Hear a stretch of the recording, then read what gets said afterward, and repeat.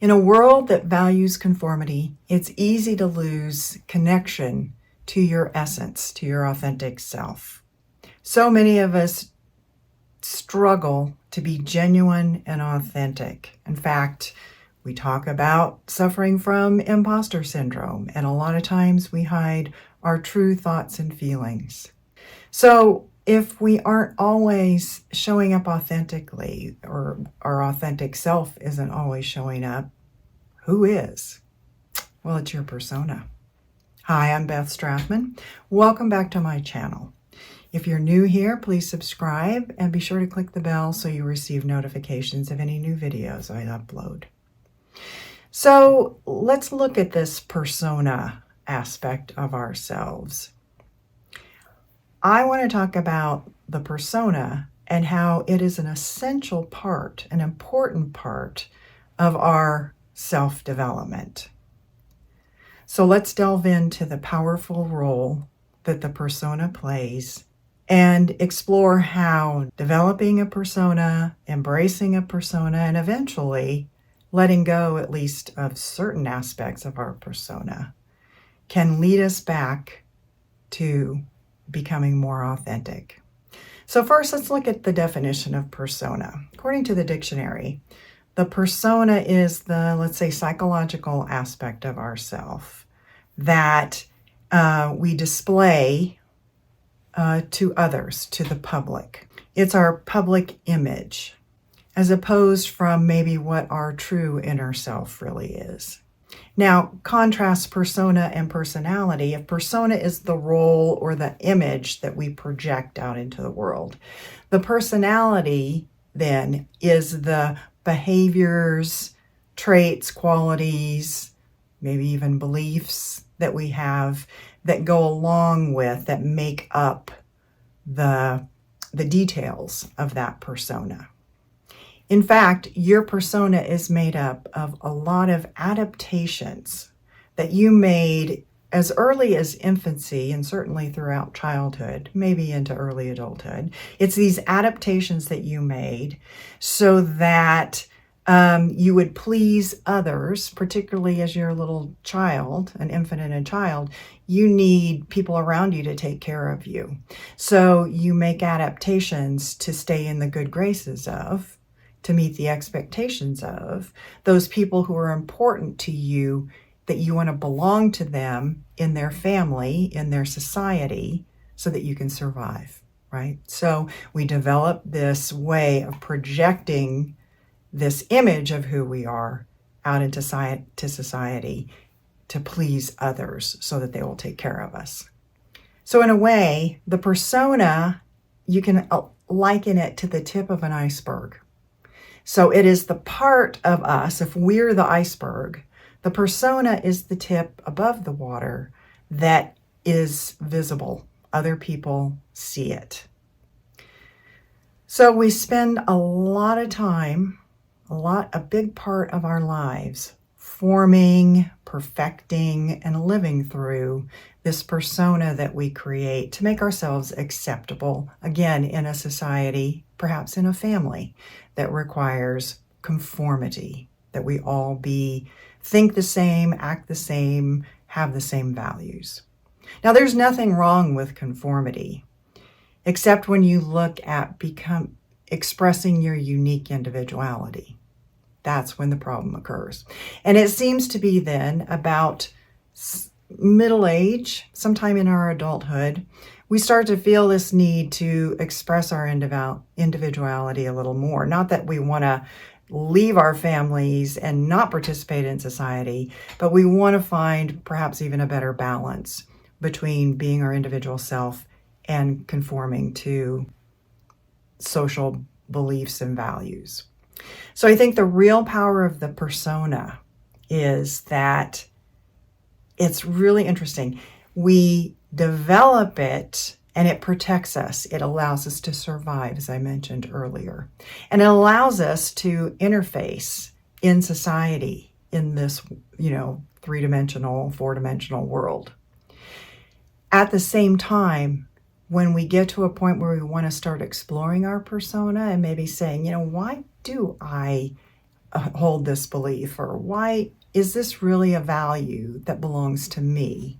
When we start to sort of deconstruct it, there's still the even more powerful aspect of the persona is that it leads us back to our authentic self when we really explore it and figure out what to keep and what to let go of. So let me talk a little bit about sort of deconstructing the persona when you get to that point in your life. This is a part where you can start to take away the layers and the labels that you've adhered to yourself, that you've tried to live by, and really question whether or not they are you. And in this deconstruction process, whether you're known as, a dependable person or a flaky person, or a caring person or a stoic person, or if you're tricky, or if you're a very straight shooter, whatever labels people put on you, are they really you? Or were they those adaptations that you adopted early in life to survive? And whether or not they're adaptations, do you still want to identify that way? Do you still want to have people see you in that way? So, for example, I've always thought of myself as a strong or independent person. But, that's not always a great thing. So one thing that I go back and forth with is how much is really strength, or is it a show that I put on? Because underneath, not that I'm weak necessarily, although we all have our weak moments, but how much vulnerability am I willing to admit to, right? So that's just part of this deconstructing process that I go through with certain aspects of my persona. But it's by reflecting on these layers to our personas and the labels that go with them that we're able to make these decisions that will allow us to break free, to whatever extent you want to break free, of your persona and move closer towards or back towards that authentic essence of who you really are. It also takes courage, confidence, empathy, and the ability to make connections as you go through this process of examining your persona. So again, another powerful aspect of your persona is putting you on this trajectory where through self-examination, you have to have the courage to look at yourself and the confidence to know that no matter what, you are a person of value.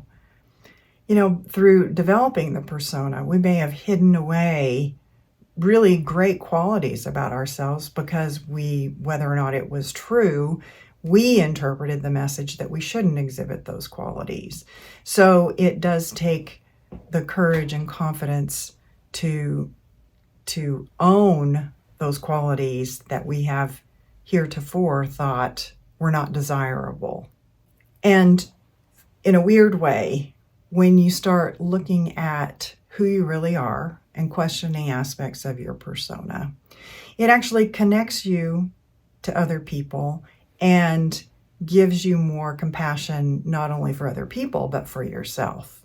Because you see how you've been showing up in a certain way to please the outside world. And you see how hard it may have been for you to do that on some occasions. And so you can have compassion for yourself of what you've gone through. And you can also have compassion for other people and the way that they struggle with who they are and how they're showing up. And through that compassion, then it connects you to other people who are going through a similar self-discovery process. No matter what, life is a continuous evolution, and that's true for your own self-development. This is when you're looking at yourself, it's not a linear thing. It's a continuous process that sometimes circles back on itself. You might think that you have addressed or figured out a certain piece of yourself or conquered a certain piece of yourself. And lo and behold, something else comes up later on and you revisit the same stuff over and over again. So it's kind of cyclical, and each time you go through a cycle on the same trait or layer of your persona, you go a little bit deeper into it. So just, get used to change, because change is growth, and that's true for your self-development. And looking at your persona as a way to figure out how to get back to the authentic you. Also recognize that your persona wasn't created in a day. So you're not just going to change overnight. And, it's probably, I don't know that it's that healthy to let go of your whole persona all at once. You probably want it to be gradual. And you may not let go of all aspects of your persona. You may like some aspects that you've adapted over time to fit in. That's great. The point is not to completely divest yourself of all your traits of your persona. It's to really examine that, to figure out what you want to keep and what you want to let go of, so that more of that authentic you can show through. I think in a nutshell, the real power of your persona is that in constructing it, it allowed you to survive.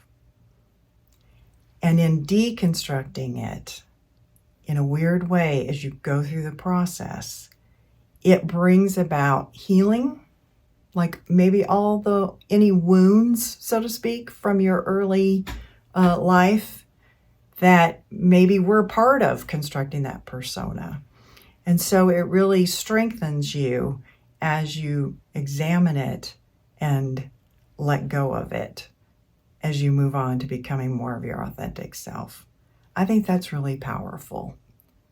So embrace the power of your persona in its construction and in its deconstruction. You'll find that it's the key to understanding your own authenticity, of making connection, and finding fulfillment in your life. Thanks for watching.